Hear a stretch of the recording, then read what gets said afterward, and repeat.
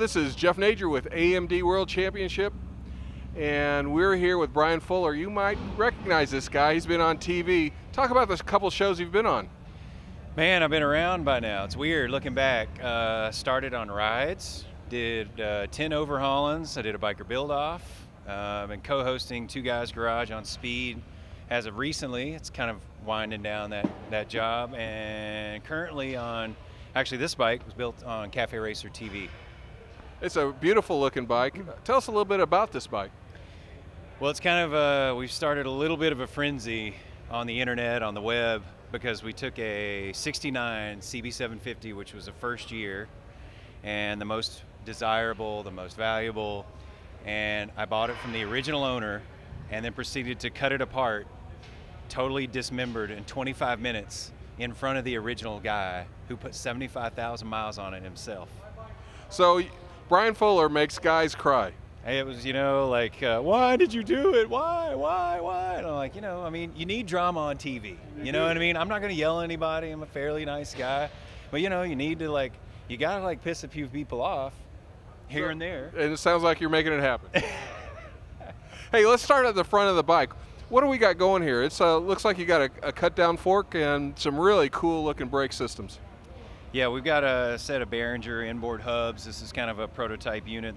They've had a few of them out, but I think there are only probably 5 or 6 in the world at this point. That's a really cool looking brake set. How does it stop? It's actually really, one of the things that surprised me is how controllable it is. Sometimes you get really racy killer brakes and they just tend to really lock up.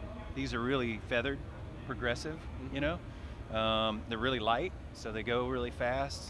Pick up your rolling mass really decreases, and speed is really good. And I mean, the rear brake's the best rear brake I've ever had. What'd you do with the forks? Forks we cut down, but one of the neat things we did was we actually made little stainless covers to weld the handlebars onto. Oh, cool. And right. so it kind of looks like you just welded right to the forks. But what it does is, the worst thing that these have is rust on the fork itself, and it's in that area.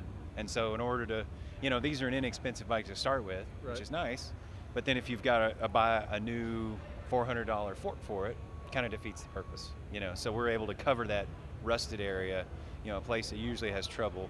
And we're all about innovation, right? That's right, yeah. Now, where did that big light come from? It's a Ducati light. Actually, it's a Ducati front, and we did cast our own light. And what I did was took 2 plastic pieces of the original CB, cut them in half, reversed them. Reversed them, made a mold, and then I had that cast out of aluminum. Well, the trees on it looks very cool, but that's probably a stock element? Yep, they're stock. We just kind of cleaned them up, welded up some weird things.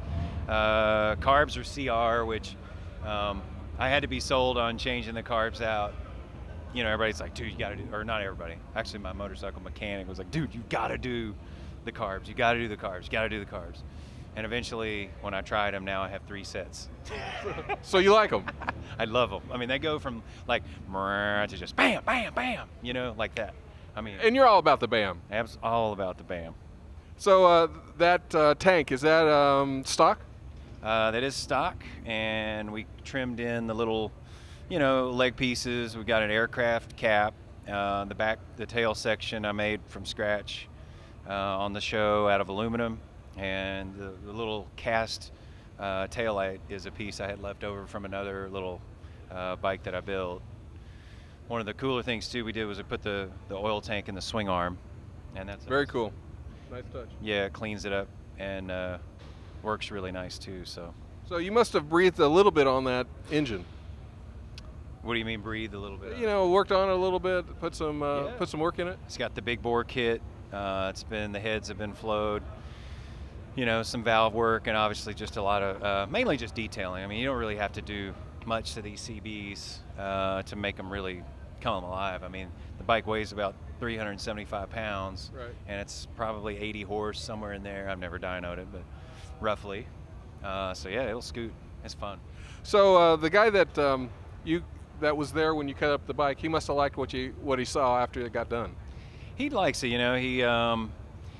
the premise of the show on Cafe Racer was pretty cool. Is that we cut it up in front of the owner.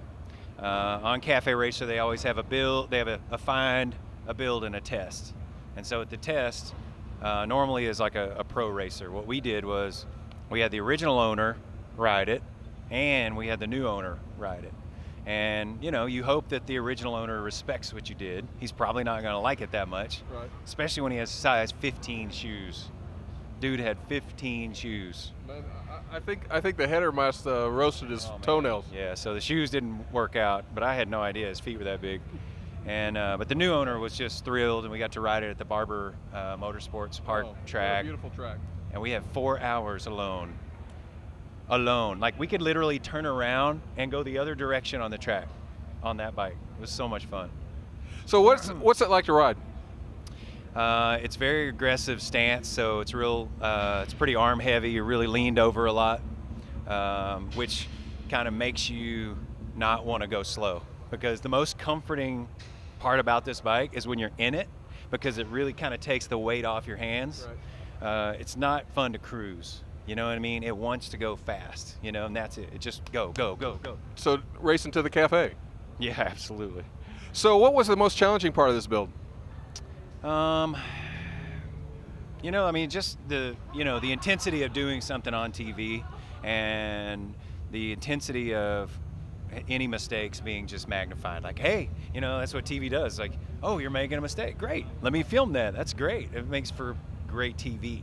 Right. But as a builder, it's just kind of terrifying, because you want to look like you're a professional. You want to look like you know what you're doing. You want to look like, all the things that you feel like are going to bring customers to you and feel comfortable that you're doing a nice piece of work for them, So part of the shtick is to yell at somebody and kick them in the pants? No yelling. It's just tough, man. I mean, you imagine if what you do here, if the camera's on you and you're standing over there on the sideline or behind the scenes, if the camera's on you, then you got to watch. Like, you just have to watch your P's and Q's, and right. Kind of like right now. Any technology you used in here that you think you'll be using in other bikes that you really like? I think the big was the brakes. Yeah. The brakes were nice. We've been using ARP fasteners, which are aircraft grade. Every bolt on here that we've changed out to the stainless ARP fasteners are all head bolt grade. So we don't really break bolts. I mean, and especially with stainless or Inconel, that really becomes, especially stainless, becomes an issue. If you've ever bought like cheap stainless steel hardware, yep, but it'll snap on you in a minute. This stuff is all head bolt grade. So we really just, by being able to work with them, we don't have to deal with that, which is nice. I would think that that brake system from Behringer would look good on almost any kind of build. Oh man, I think they actually developed, this part they developed for aircraft. Oh really? Landing gear is what they originally had this inboard set up for. I think actually this part comes out of their aircraft division, if I'm not mistaken. How long does a build take of this caliber? This one, because we did it on TV, was about 2 or 3 months. Normally, most of my bikes are about 6 months, somewhere in there. Well, I'm sure all the builders out there that are listening to you want to know how to get on TV. And there you have it, folks. That's how you do it. I wish I could tell you. You just have to be good on TV, whatever that means. It helps if you're good. You have to be good, and you have to be good on TV. All right. Well, that's a double nickel. So if somebody was interested in knowing more about your bikes, maybe commissioning a bike, how would they get a hold of you, and what's your website? FullerHotRods.com. Check us out. And you want to give us an email address or a telephone? Sure, Brian at FullerHotRods.com. Links on the website. But yeah, Atlanta, Georgia. Atlanta's finest.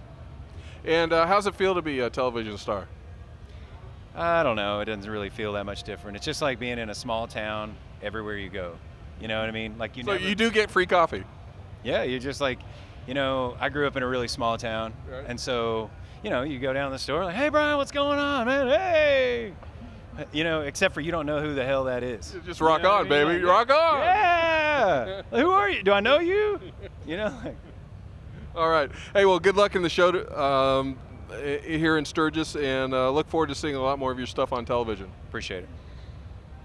Well, this is a real pleasure for me. Our second place in the Performance Custom goes to a very committed, or maybe should be committed individual, Brian Fuller of Fuller Hot Rods in Atlanta, Georgia. He's about as hot rod a guy as I know. He does an excellent job.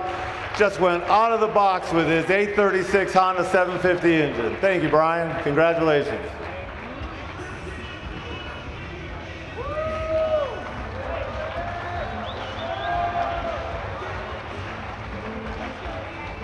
Appreciate it. Thank you. Congratulations.